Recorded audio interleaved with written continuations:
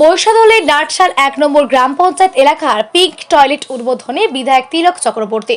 মুখ্যমন্ত্রী মমতা বন্দ্যোপাধ্যায়ের অনুপ্রেরণায় পূর্ব মেদিনীপুর জেলার মহিষাদল বিধানসভা এলাকার অন্তর্গত নাটশাল ১ নম্বর গ্রাম পঞ্চায়েতের উদ্যোগে এক গুরুত্বপূর্ণ জনমুখী প্রকল্পের শুভ উদ্বোধন সম্পন্ন হলো।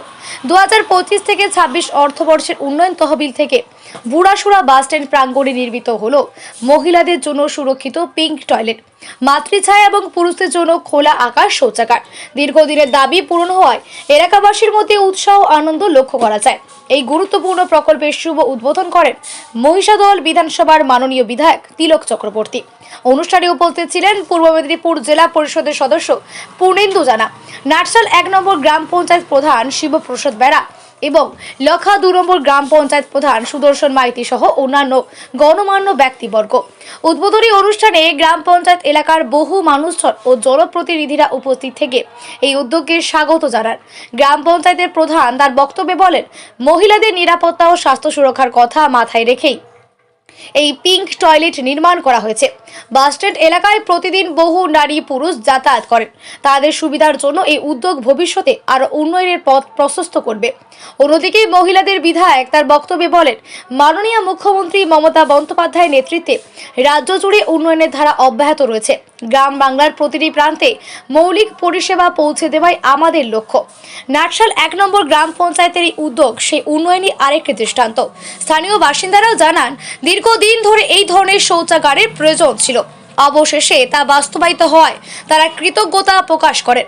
সব মিলিয়ে বুড়াশুড়া বাসস্ট্যান্ড, মাতৃছায়া ও খোলা আকাশ শৌচাগারের উদ্বোধন এলাকাবাসীর কাছে গুরুত্বপূর্ণ ও সময়োপযোগী পদক্ষেপ হিসেবে বিবেচিত হচ্ছে। অত্যন্ত সুন্দর, এখানকার মানুষ অত্যন্ত খুশি।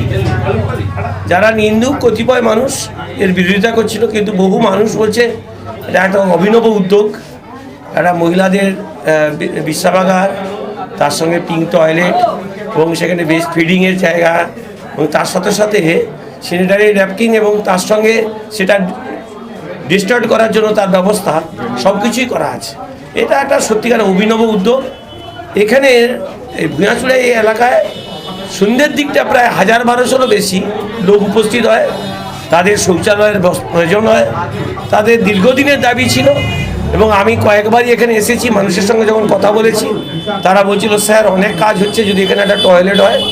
তাই গ্রাম পঞ্চায়েত এই উদ্যোগ নিয়ে যে এটা করেছে, এদেরকে অসংখ্য ধন্যবাদ জানাচ্ছি। ঠিক প্যারালালি আবার ছেলেরাও চাইছিল যে আমাদেরও একটা শৌচাগার এবং বিশ্রামাগার দরকার আছে। আমরা সেটাও একসঙ্গেই দুটো উদ্বোধন করলাম যে আমরা জানি নারী পুরুষ সমান সমান। আমাদের নেত্রী সেটাই শিখিয়েছে যে 50 পুরুষ 50 মহিলা, সেই সমান গুরুত্ব দিয়ে নারী পুরুষ সমান দুটো বিশ্রামাগার একসঙ্গে আমরা উদ্বোধন করলাম। তার সঙ্গে মহিলাদের যে সমস্ত টয়লেটে যে সমস্ত ফেসিলিটিগুলো প্রয়োজন সবগুলোর ব্যবস্থা এই পিঙ্ক টয়লেটে রাখা আছে।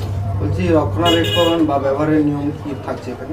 হ্যাঁ, নিশ্চিত গ্রাম পঞ্চায়েত দেখভাল করবে যাতে পরিচ্ছন্ন থাকে, কোনো অসুবিধে না হয়, যাতে কেউ এটাকে অন্যভাবে ব্যবহার না করে, কোনো দুষ্কৃতিকারীরা যাতে এই টয়লেটগুলোতে ঢুকে কোনো অসুবিধা না করে, সেগুলোর জন্য নিশ্চিত দেখভাল করা থাকবে। সম্পূর্ণ ফ্রিতে। কিন্তু ওই আপনাদের ন্যাপকিন নেওয়ার জন্য তো পয়সা ফেলতে হবে, তবেই তো ন্যাপকিন বেরাবে।